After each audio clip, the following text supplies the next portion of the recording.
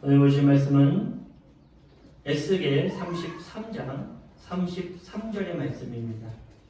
원래는 에스겔 33장을 다 읽어야 되지만 시간 관계상 33절만 봉독하도록 하겠습니다. 에스겔 33장 33절입니다.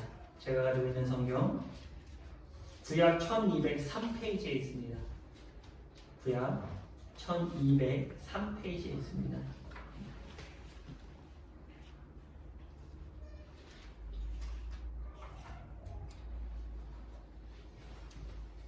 네, 우리 한 목소리로 봉독하도록 하겠습니다. 그 말이 응하리니 응할 때에는 그들이 한 선지자가 자기 가운데 있었음을 알리라. 아멘. 네, 코로나19로 인해 인터넷 예배로 드린 지가 벌써 5주가 되었습니다.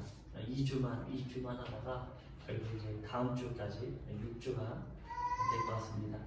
우리의 몸은 비록 가정에 있으나 우리의 소망은 성전에 있음을 확신합니다. 오늘은 한 선지자가 있었음을 알리라 라는 제목으로 말씀을 나누려고 합니다. 이번 주가 지나고 다음 주가 지나면 부활절입니다. 부활절 전 두 주간 에스겔 33장과 34장을 묵상하며 하나님께서 예수님을 통해 자신의 백성들을 보호하시고 구원하시는 그 은혜를 함께 살펴보고자 합니다. 오늘 등장하는 에스겔은 바벨론 2차 침공 당시에 그 여호와긴 왕과 함께 바벨론으로 포로로 끌려갔어요. 동시대의 선지자로는 잘 아시는 것처럼 예레미야나 또 다니엘 이런 사람들이 있습니다. 에스겔 1장 1절을 보면 이렇게 기록되어 있습니다. 30째 넷째 달 초 닷새에 내가 그발강가 사로잡힌 자 중에 있을 때 하늘이 열리며 하나님의 모습이 내게 보이니. 아멘. 에스겔 1장 1절의 시작이 이렇게 시작된다는 거예요. 에스겔은 바벨론 땅 그발강에서 이스라엘 포로들과 함께 있을 때 하늘이 열리고 하나님의 모습을 보게 된 것입니다. 바벨론의 포로로 끌려온 이스라엘 백성들은 하나님을 만나기 위해선 반드시 성전에 가야 된다, 그런 생각을 갖고 있었어요. 자신들은 바벨론에 있기 때문에 하나님을 만날 수 없다라고 생각한 것입니다. 그러나 에스겔은 하나님께서는 공간에 국한되신 하나님이 아닌 모든 곳으로 자신들의 백성들을 찾아오시는 하나님임을 선포하신 겁니다. 에스겔은 저 멀리 예루살렘에만 계신 하나님이 아니라 예루살렘에서 멀리 떨어진 바벨론 그발 강가까지 이스라엘 백성들을 찾아오신 것입니다. 그리고 찾아오신 하나님을 이 에스겔을 만나게 되었죠. 에스겔서는 그 시작부터 바벨론 포로지에 있던 유다 백성들에게 나 여호와 하나님이 너희가 어딜 가든지 내가 반드시 너희와 함께하겠다 라는 그 마음, 그 말씀으로 시작을 하는 것입니다. 그리고 에스겔서 마지막 48장 35절은 이렇게 기록하고 있어요.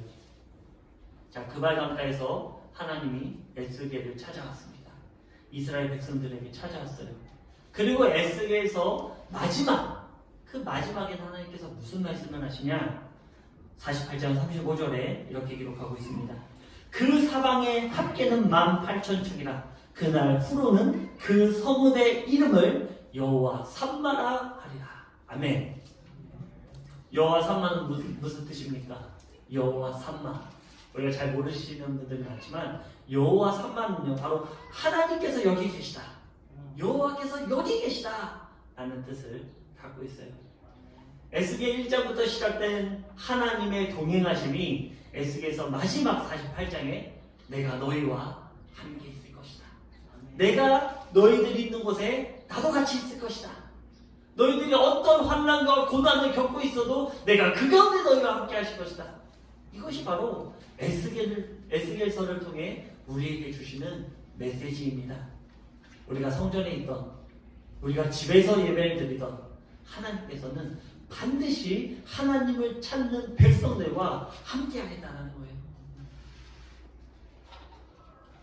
이렇게 하나님은 아픈 가운데 우리를 홀로 내버려 두시는 분이 아닌 우리와 동행하시는 분이십니다. 그런데 그것을 느끼고 볼 수 있는 사람은 누구였습니까? 바로 에스겔이었다는 거예요. 에스겔서 1장에 보면은 알 수 있듯이요, 많은 사람들과 같이 있었어요. 이스라엘에서, 유다에서 포로로 끌려온 많은 사람들과 그 사이에 에스겔이 있었다는 거죠. 근데 하나님의 하늘이 열리고 하나님의 얼굴을 본 사람이 누구입니까? 바로 에스겔이라는 거예요. 에스겔의 마음속에는 하나님을 열망하는 마음이 있었다는 것입니다. 아무나 하나님을 볼 수 있는 것이 아니에요. 아무나 그 홀로 외롭고 어두운 곳에 하나님을 만날 수 있는 것이 아닙니다. 바로 하나님을 갈망하는 자, 하나님께 그 마음을 다해 예배드리고자 하는 자, 그런 자들과 하나님은 함께 하신다는 거예요. 코로나로 인해 우리의 육신은 어디에 있든지 하나님은 예배드리고자 하는 자신들의 백성들과 반드시 함께하고 계시며 우리의 애통하고 자복하는 가운데 은혜를 준비하고 계신다는 사실을 우리 군우님들은 절대로 잊지 마시길 주님의 이름으로 축원드립니다. 여호와 삼마, 바로 하나님께서 우리 군우님들이 있는 모든 곳에 계심을 믿습니다.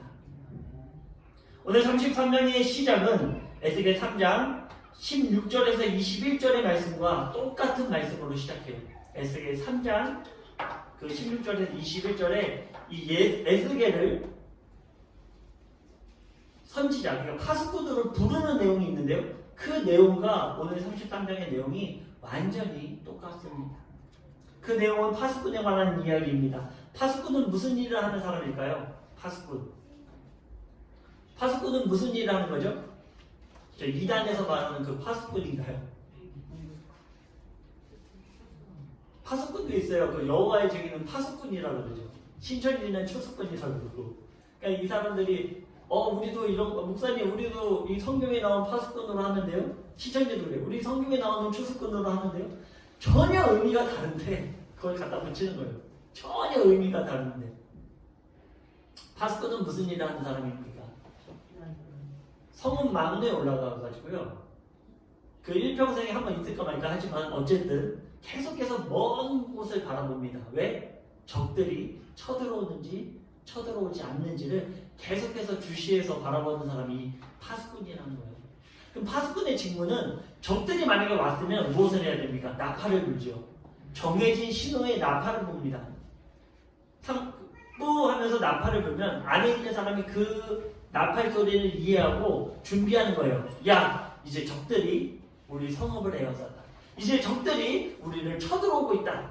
이것을 이 사람들이 알게 하는 것, 이것이 바로 파수꾼이 하는 일입니다. 그러면 파수꾼은 누구입니까? 믿는 우리 가운데 파수꾼은 누구입니까? 하나님의 심판, 하나님의 진노의 말씀이 선포되어질 때 이 파수꾼의 역할을 감당하는 사람은 누구입니까? 접니까?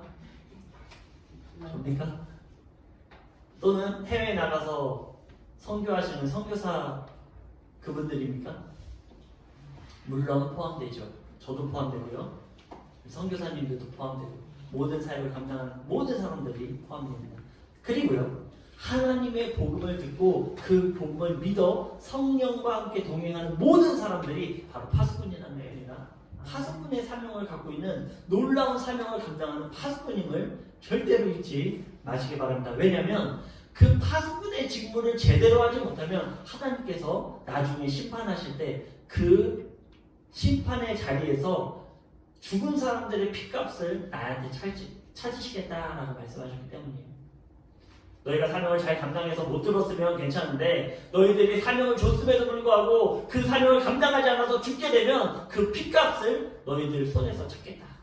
하나님께서 말씀하신 것입니다.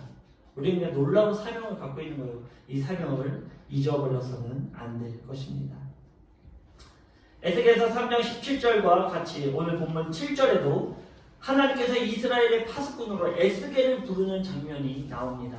7절입니다. 본문 7절입니다. 인자야, 내가 너를 이스라엘 족속의 파수꾼으로 삼으니 네가 저들에게 경고를 해라. 네가 파수꾼의 직무를 감당해라 라고 이 에스겔에게 말씀하신 것입니다. 에스겔은 에스겔서 2장에서 하나님의 선지자로 부름받아 파수꾼으로 하나님의 경고를 선포하게 되었습니다.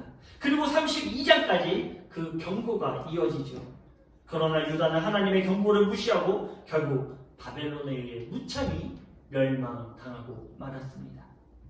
그리고 33장부터 48장 마지막 장까지는 무엇을 얘기하냐면 바로 망가지고 무너진 이 망한 이스라엘 백성들에게 회복을 선포하시는 거예요. 비전을 선포하시는 것입니다. 다시 한번 소망을 선포하시는 것입니다. 그러나 이 회복의 시작에 하나님은 반드시 돌아봐야 할 문제가 있었습니다. 그것은 바로 파수꾼 에스겔이 그동안 경고를 외쳤는데 그 외침을 들은 이스라엘 사람들의 반응을 알고 싶었던 것입니다. 그리고 그 반응에 대해서 얘기해주고 싶었어요. 너희들이 이 복음을 들었을 때, 이 경고의 메시지를 들었을 때 너희들은 어떻게 반응했는가? 그것을 하나님이 오늘 33장에 말씀하고 계신 것입니다.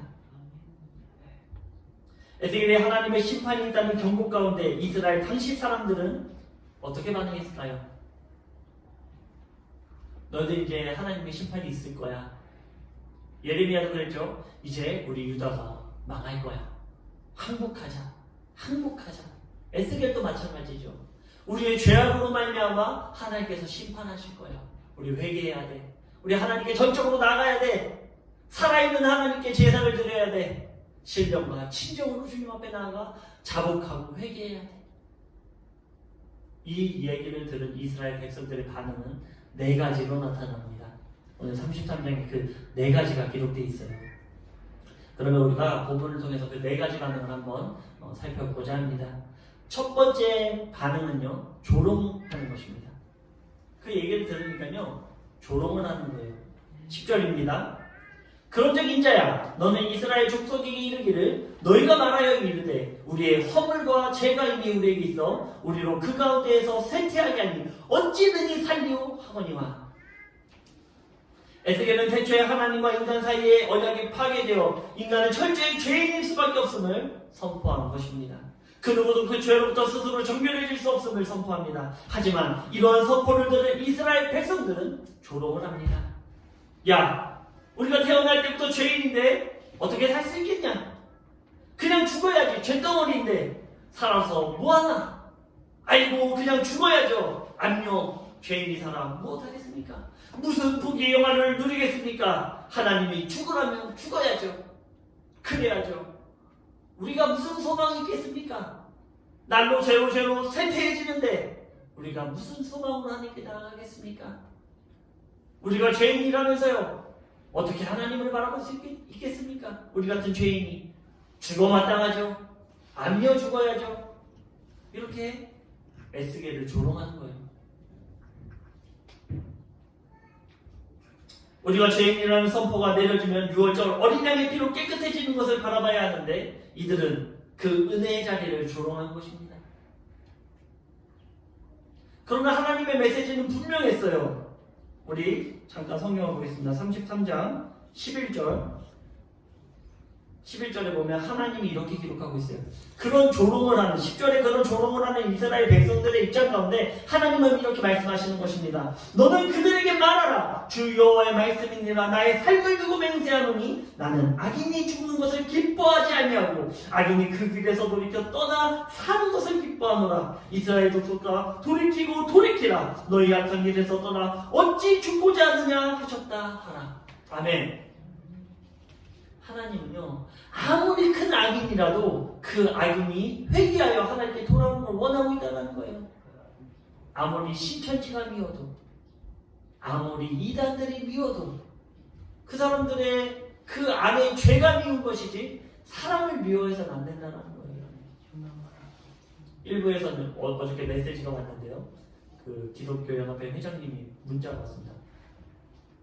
오늘부터 신천지들이 격리가 끝나는데 각 교회마다 가서 횡패를 놓으려고 한다고요. 조심하십시오.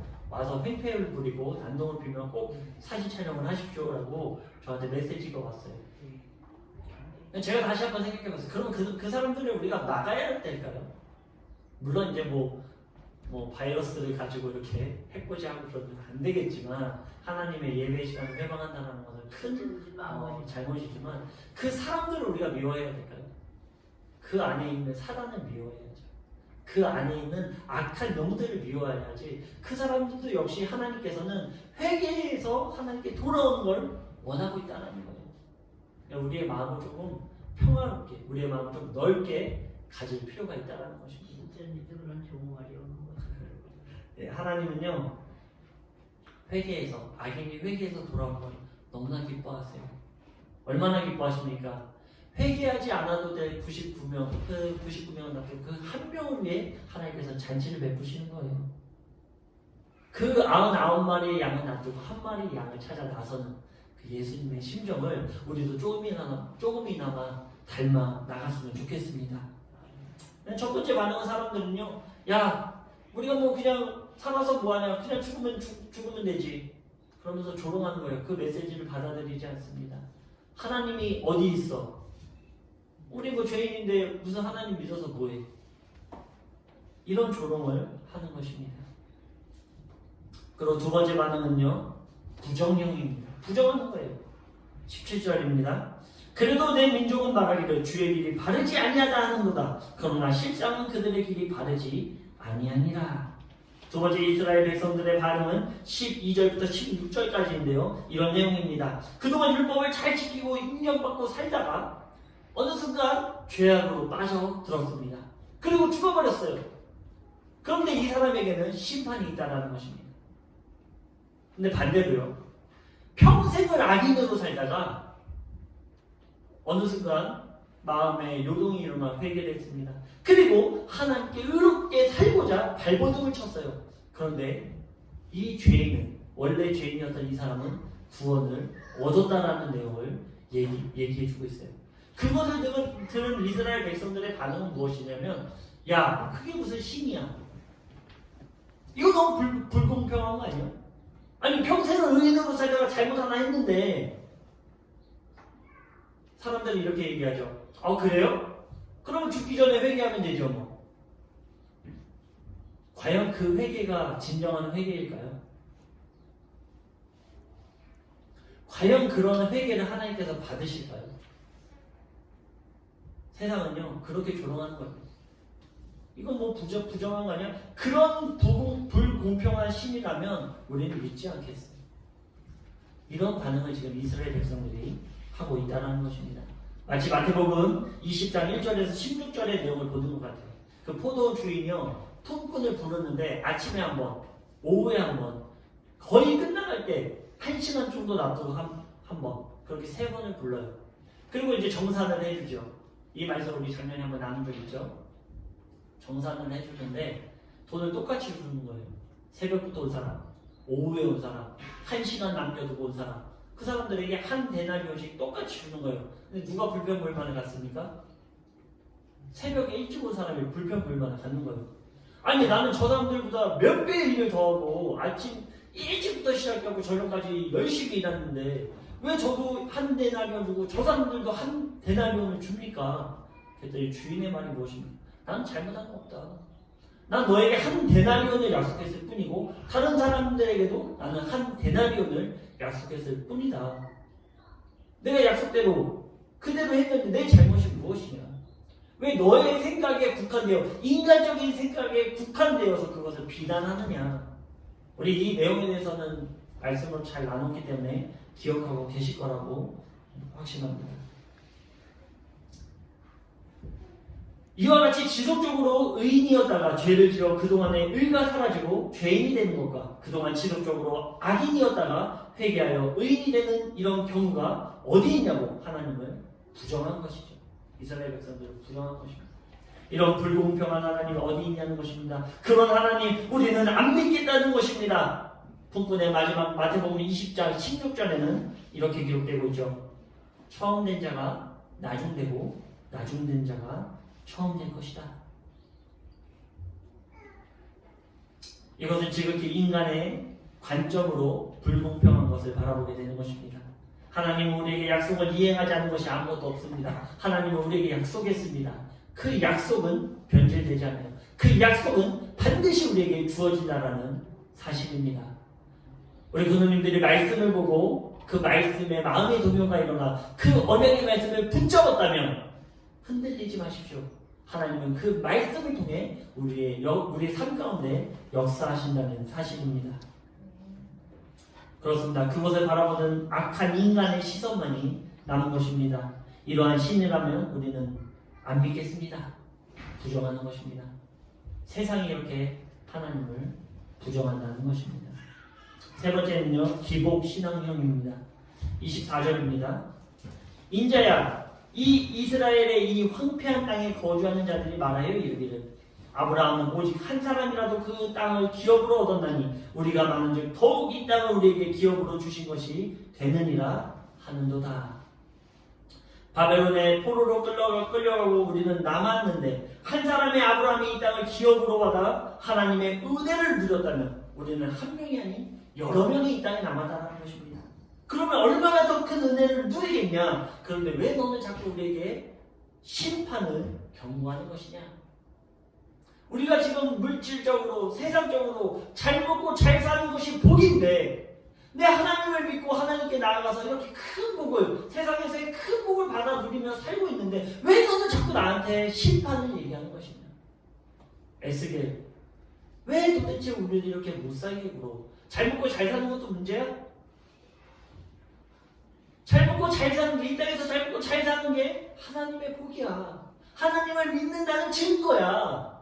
이 얘기를 하고 있는 거죠. 얼마나 많은 복을 누리고 사는데 이것이 하나님의 은혜다. 이렇게 말하는 것입니다. 이 땅에서 잘 먹고 잘 사는 것이 최고의 복이라고 얘기하는 것입니다. 하지만 우리가 기억해야 할 것은 하나님 없는 물질은 일만하게 뿌리가 될 수밖에 없는 것입니다. 하나님의 말씀과는 전혀 다른 방향으로 가고 있는데 그냥 세상의 물질적, 보이는 현상적으로 잘 되니 그것이 하나님으로부터 오는 복이라고 착각하고 있는 것입니다. 자녀들이 세상적으로는 성공한 것으로 보이나 하나님을 모릅니다. 물질로 풍족하나 이웃을 돌아볼 줄 모릅니다. 자신의 재산을 불리기 위해 투자와 투기, 정당한 노동의 대가를 바라기보단 유행을 바라는 모습을 가지고 무엇이 잘못되고 있는 것조차도 모르고 살아가고 있습니다. 지금 이러한 세상적인 것이 복이니 분명히 하나님이 함께 하시는 것이다. 이렇게 얘기하는 것이죠. 그러나 이러한 가운데 온전한 사랑이 없다면 하나님은 칼과 짐승과 전염병으로 심판하시겠다라고 말씀하셨습니다. 생각해 보십시오. 우리가요 너무 이제 배불러요. 대한민국 교회가요 너무나 배부릅니다. 간절함이 없어요. 원래 배고픈 사람이 간절한 거거든요. 예전에 그런 올림픽 때도 그런 일이 있었죠. 임춘애라고, 그죠? 라면 먹고 뛰었습니다. 배고픔이 없이는 하나님을 갈망하는 것도 너무나 잦아진다는 거예요. 성경도 그렇게 얘기하고 있어요. 너희가 너무나 배가 불렀어. 이제는 하나님을 바라보는, 그래서 우리의 다음 세대가 위태로운 것입니다. 저희 때만 해도요, 이거 사줘 아무리 얘기해도요 귀등으로도 안 들어요. 부모님들이 때가 되지 않으면 사주지 않습니다. 제가 어느 정도였냐면 어렸을 때 게임기가 너무나 갖고 싶어가지고 저희 아버지가 부셨거든요. 그걸 너무 그 동생들 안 시켜, 친척 동생 안 시켜준다고 아버지가 부셨는데 그게 다시 너무 사고 싶은 거예요. 결국엔 어떻게 했냐면 제가 신문을 돌렸습니다. 그래서 그 신문 돌린 돈으로 오락기를 샀어요. 그러니까는 부모님이 안 사주니까 네 힘으로 살려면 내가 허락해주겠다. 그래서 제가 신문을 돌렸어요. 근데 요즘 세대는 그렇지 않죠. 원하는 모든 것을 다 해줍니다. 그러니까요 뭔가를 소유하고자 하는 것에 대해 욕심이 없어요. 하나님을 내 마음속에 소유하고자 하는 마음조차도 없다는 거예요. 그런 신이 어디 있어? 눈에 보이지 않는데 한번 보여주시죠. 세상의 조롱은 우리에게 그렇게 온다는 거예요. 그런 배부른 상태에 있으니까 하나님께서 어떻게 하신다고 합니까? 칼과 짐승과 전염병으로 심판하시겠다는 거예요. 지금 세상이 어떻습니까? 세상이 어떻습니까? 전쟁도 있고요. 짐승으로 인한 바이러스로 전염병이 온 세상을 덮고 있습니다. 이것이 바로 기복신앙형 자세입니다. 마지막 네 번째는 양면형입니다. 31절입니다. 백성이 모으는 것 같이 내게 나아오며 내 백성처럼 내 앞에 앉아서 내 말을 들으나 그대로 행하지 아니하니 이는 입으로는 사랑을 나타내어도 마음으로는 이익을 나름이라. 무슨 얘기입니까? 믿는 것 같아요. 신실한 것 같아요. 다른 사람이 봤을 때 와, 저 사람 믿음 너무 좋은 것 같은데요. 와, 저 사람 정말 하나님 앞에 쓰임받는 사람 같은데요. 그런데 그 안에는 사랑이 없다는 거예요. 그 안에는 긍휼이 없다는 거예요. 그 안에는 나밖에 모르는 이기적인 생각이 있다는 것입니다. 무슨 말입니까? 성전에 와 예배도 드리고 하나님의 말씀을 듣는 것 같지만 그 속에는 사랑이 없습니다. 입으로는 사랑을 말해도 그 속은 자신의 이익만을 따르고 있다는 것입니다. 요즘 교회들을 보면요, 다단계 판매를 하시는 분들이 굉장히 많습니다. 대표적으로는 뭐 애텀이라든지 아메이 이런 것들을 많이 하는 경우들을 제가 교회 가는 곳곳마다 보게 돼요. 저는 이분들에게 솔직히 질문하고 싶은데요, 예배를 드리고 오는 것인지 아니면 물건을 팔러 오는 것인지 저는 궁금합니다. 아니면 자신들의 회원을 만들고자 교회에 오는 것인지 또 묻고 싶습니다. 예배 시간에 말씀에 집중을 하고 있는지 아니면 누군가의 대상을 바라보며 나의 고객이라는 생각을 하고 있는지 그것을 저는 묻고 싶습니다. 아무리 아니다라고 해도 하나님의 성전을 강도의 소굴로 장사하는 시장으로 만들지 말았으면 합니다. 이것은 자신의 믿음에도 영향이 있습니다. 하나님을 바라보는 시간을 빼앗기는 것입니다. 이러한 행위에서 반드시 돌이켜야 합니다. 생각해보세요. 내가 그 물건을 오늘 이 성전에 와서 팔아야 돼요. 그리고 자기 밑으로 회원을 모집해서 자기가 높아져야 돼요. 그 가운데 예배에 집중할 수 있겠습니까? 물론 우리 군우님들 중에는 한 명도 없음을 제가 알고 있어요. 그런데 이런 일들이 있다는 거예요. 이런 것을 인식하고 있어야 된다는 거예요. 교회는 순수하게 나와야 됩니다. 순수하게 하나님을 바라보는 시간이에요. 근데 이 시간마저도 자신의 이득을 위해 이용하고 있는 우리들의 악한 모습들, 양면성을 갖고 있는 거죠. 믿음이 대단하다고 하면서, 그거는 인간적인 시선에서의 믿음이죠. 하나님은 그 사람에게 믿음이 좋다라고 말씀하지 않으십니다. 믿음이 좋은 기준이 뭐예요? 믿음이 좋다라는 기준 자체가 잘못됐어요. 믿음이 있고 없고지 믿음이 좋고 나쁘고가 어디 있습니까? 믿음이 좋지 않으면, 믿음이 있지 않으면 믿음이 없는 거예요. 내 안에 믿음이 없으면 단지 믿음이 없는 것입니다. 내 안에 믿음이 있으면 믿음이 있는 거예요. 믿음이 좋고 나쁘고는 분류될 수 없습니다. 믿음이 있다는 것은 하나님을 받아들이는 삶인데 어떻게 좋고 나쁨이 나눠질 수 있겠습니까?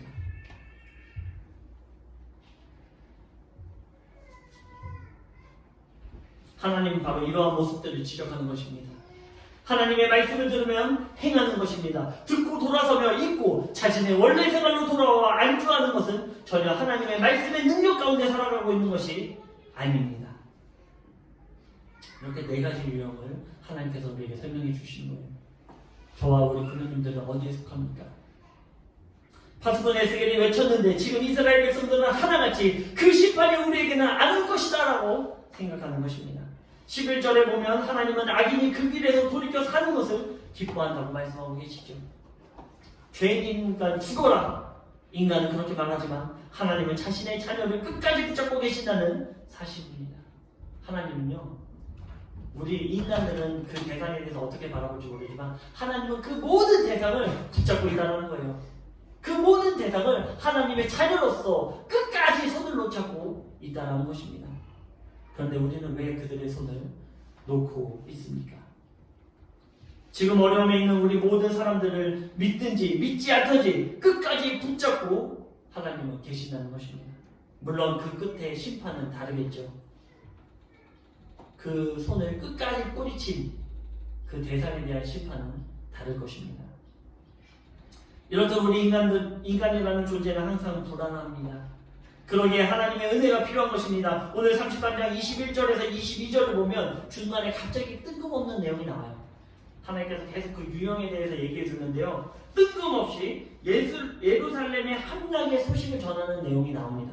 21절에서 22절인데요. 예루살렘 성이 이제 함락됐어요.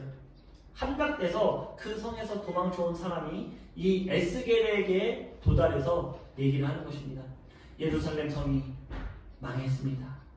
예루살렘 성이 파괴됐습니다. 이 얘기를 했더니요, 에스겔에게 무슨 일이 일어납니까? 에스겔이 말을 하기 시작하는 거예요.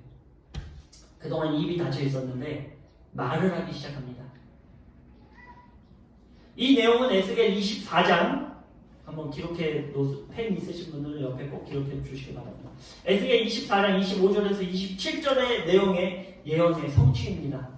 즉 도피한 자가 와서 그 일을 고하면 그때 너희 입이 열릴 것이다 라는 예언이 있었다라는 거죠. 24장에 입이 닫혔는데 그 도피한 사람이 너에게 와서 그것을 보고하는 그때에 너의 입이 열릴 것이다. 그렇게 하나님께서는 예언을 하셨는데 그 예언의 성취가 바로 33장에 이루어지고 있는 것입니다. 무슨 얘기입니까? 하나님께서 약속하신 것은 반드시 이루어진다는 것을 이 33장 안에 숨겨놓으신 거예요. 내가 너희들에게 약속한 거 내가 반드시 지킬 거야. 그런데 이 내용이 왜 들어가 있는지를 우리가 마지막으로 한번 살펴보려고 해요. 그러면 오늘 33절의 말씀을 그러면서 오늘 33절의 말씀을 주신 것입니다. 그 말이 응하리니 응할 때에는 그들이 한 선지자가 자기 가운데 있었음을 알리라.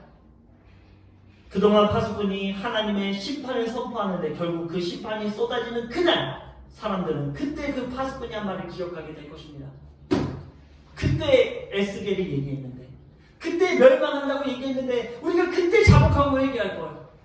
근데 이미 예루살렘 성은 어떻게 됐습니까? 망했습니다. 이미 멸망해버렸어요. 그때 그 얘기를 회상해서 후회한들 그때로 돌아갈 수 없습니다. 마지막 때 많은 하나님의 말씀을 거부한 사람들이 이런 영향을 보게 될 것입니다. 성경에는 그렇게 기록하고 있어요. 모든 사람이 예수 그리스도의 임재를 바라보게 된다라고 얘기합니다. 그때는 어떻습니까? 이미 늦었습니다. 그리고 가장 중요한 것은요. 그리고 한 선지자, 그분은 바로 예수 그리스도입니다. 너희들이 이런 생활 가운데 살았는데 이렇게 부정하고 그 부정 가운데 거룩해질 수 없는 그 모습 가운데 살았는데 너희 안에 있었던 그분이 누구냐면 바로 예수 그리스도라는 거예요. 바로 예수님이 너희와 함께 했었다라는 겁니다. 바로 한 선지자, 그 선지자가 너희 인생 가운데 함께 했다는 것입니다. 그 예수 그리스도의 보혈의 피가 너희를 구원하고 그 구원의 자리로 너희를 날마다 이끌어 살고 있었다는 것을 그때 알게 된다는 것입니다.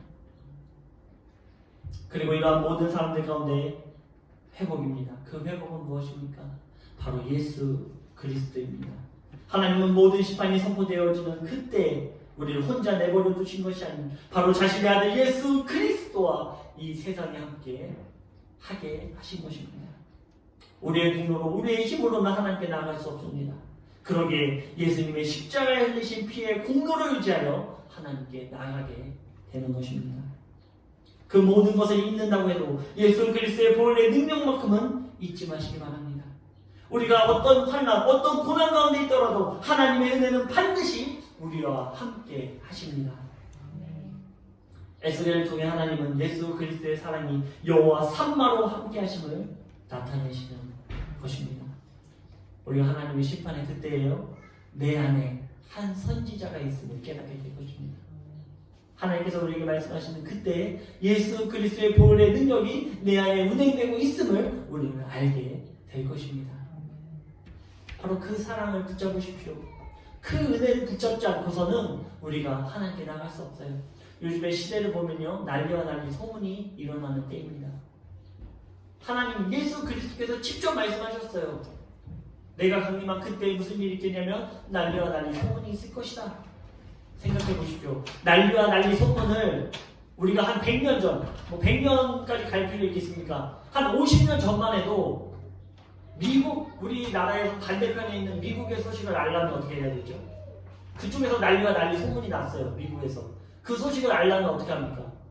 한 6개월 후에 우리가 알게 되죠. 난리와 난리 소문이 끝났을 때. 야, 미국에 난리와 난리 소문이 6개월 전에 있었대. 야, 지금도 그 난리와 난리 소문이 있어? 그건 모르지. 다시 한번 갔다 올게. 왔다 갔다 왕복 1년입니다. 그런데 요즘 시대는 어떠죠? 난리와 난리 소문을 어떻게 들을 수 있습니까? 실시간으로 들을 수 있다는 거예요. 난리와 난리 소문을 듣겠으나 너희는 두려워하지 말라.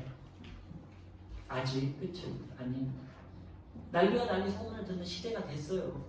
그런데 우리는 반응하지 않고 살아가는 뜨뜻미지근한 신앙 가운데 하나님의 입에 내치는 그런 신앙 상태를 갖고 있다는 거죠. 하나님은 보다 못해 안타까워 지금의 이런 시련을 주시는 것입니다. 믿으시기 바랍니다. 귀를 여시고 성령의 귀를 여시고 하나님께서 우리에게 말씀하시는 그 말씀을 들어 이해하시기 바랍니다. 그리고 내 것으로 만들기 주님의 이름으로 축원드립니다. 기도하겠습니다.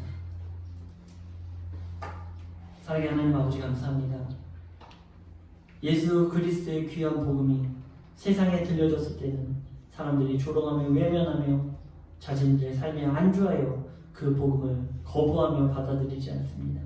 그러나 주님께서는 그들을 끝까지 붙잡고 계시며 한 영혼이라도 하나님께 돌아오고 그 잔치에 참여하는 것을 기뻐하시는 주님이심을 저희들이 알게 되었습니다. 하나님, 저희들의 생각으로 누군가를 정죄하지 않게 도와주시고 그들을 변화시켜 하나님의 잔치의 자리로 이끄는 우리 모두 될 수 있도록 주님께서 함께하여 주시옵소서. 또한 하나님, 우리가 때를 얻든지 못 얻든지 복음을 전하기 원합니다. 그 복음이 바로 우리 안에 살아계신 예수 그리스도임을 우리가 잊지 않게 도와주시옵소서. 우리 모임 가운데 역사해 주시며 모든 은혜의 자리 가운데 여호와 산마로 함께 하심을 믿사오며 사랑 많으신 예수 그리스도의 이름으로 감사하며 기도드렸습니다.